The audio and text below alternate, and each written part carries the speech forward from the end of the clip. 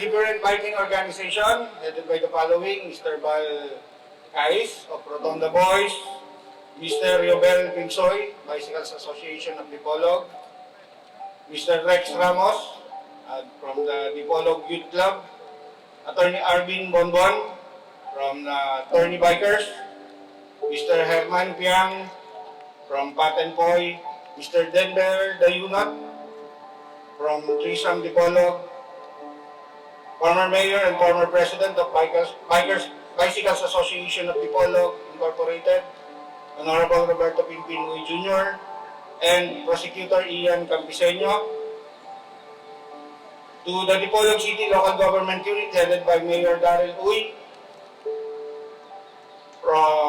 one of our very active advocacy support organization, the KIETH or the Kabataan Kontra Droga at Terrorismo, headed by Honorable Presa T. Yurong, the Provincial KIETH Secretary from Katipunan, Zamboanga del Norte, and Honorable Mandel Lugasan, the KIETH President of Dipolog City, for their unwavering support to this event.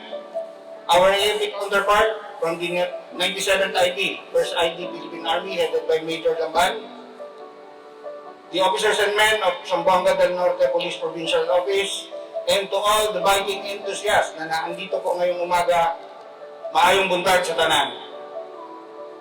This event, the Biking for Peace and Justice, seeks to call for peace and justice for all the victims of the Communist Party of the Philippines, New People's Army, National Democratic Fund, which is commonly known today as the Communist Terrorist Group. This would also call for justice for the death of former Far Eastern University football player KIETH ABSALON and his cousin Nolben in Masbate City. So nakita naman po natin kanina dun sa ABP na pinakita po sa ating LED wall.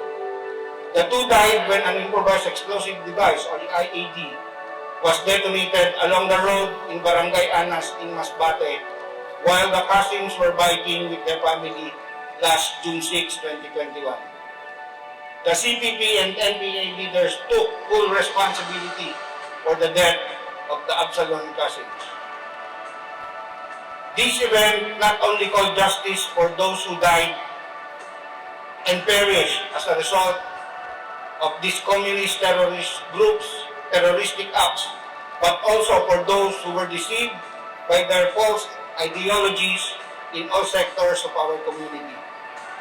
Halos lahat po sa ating sektor, kababaihan, manggagawa, mga guro, government employees, magsasaka, even the religious sectors, at ang pinaka-vulnerable po sa lahat, ang ating mga kabataan, ay nabulag na nitong mga communist terrorist groups ng kanilang mga maling ideolohiya. So it is high time for us to denounce and condemn openly their ideology and terroristic acts through peaceful means and activities like what we are about to do today. Muli po, sa ngalan po ng Zamboanga del Norte Police Provincial Office, marami pong salamat sa inyong walang hanggang suporta sa inyong Philippine National Police. Muli po, isang napakagandang umaga at mabuhay po tayong lahat. Maraming salamat po.